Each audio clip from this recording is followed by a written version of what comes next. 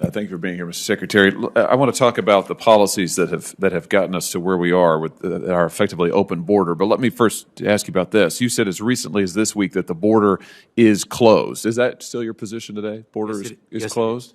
Yes, it is. Don't you think you bear any responsibility for the current crisis by telling the world earlier this year that the border was open? Your words were, "We're not telling you not to come.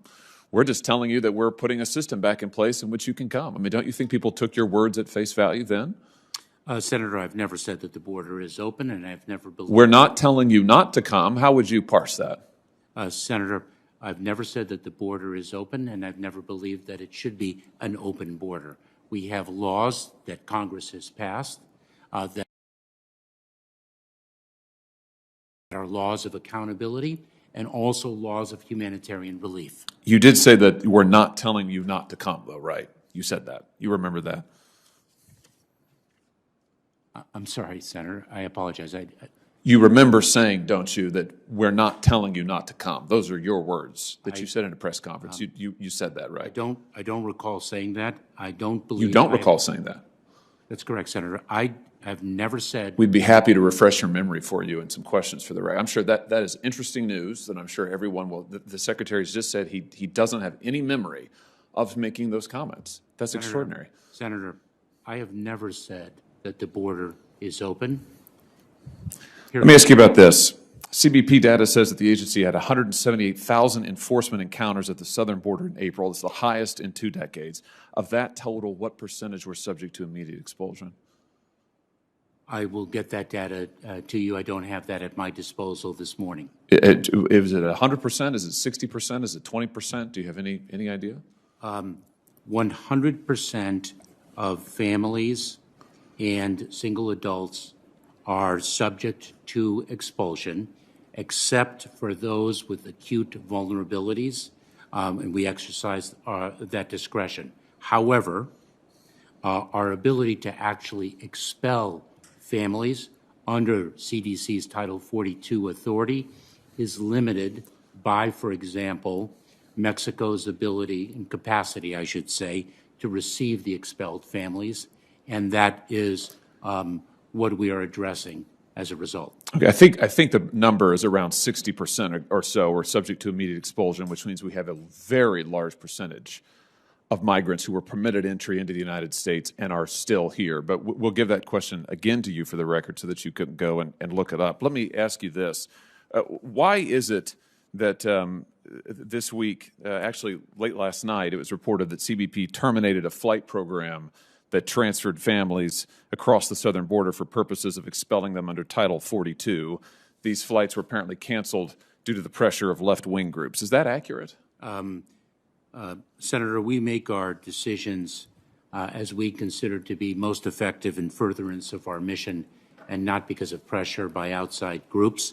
I'd be pleased to look into the cancellation of the lateral flights and respond to you after I've done so. So you're telling me here that the ACLU had no role in the termination of these expulsion flights? Is that your testimony? Senator, we are addressing the claims of the ACLU. The ACLU has claimed that our exercise of the CDC's Title 42 authority is not supported by the law, and we are working with the ACLU, actually adverse to the ACLU. You're working with them, though? If I may. Senator, we are adverse to the ACLU. But you're working with them in this program? Is that why you canceled it? If I may finish, Senator, we are adverse to the ACLU in litigation with respect to the legal authority underpinning our exercise of the CDC's Title 42 authority. Right, but they had a role in terminating this. You're working with them in the termination of these expulsion flights. Senator, the decisions with respect to expulsion flights are ours because of the decisions that we have made based on the reasons that we think are necessary to execute on our mission. Well, I think the fact that you're working with them is interesting news, so that's also quite relevant. We'll give you this information as a question for the record. Senator, they're suing us and we're defendants. That's not what I'm just quoting back what you just said. You just said that we're working with them. The news reports indicate that you've canceled these overflight flights rather, at their behest. You and I both know that there can be such a thing as friendly litigation, Mr. Secretary. I mean, let's not pretend otherwise. I'm just repeating your own words to you.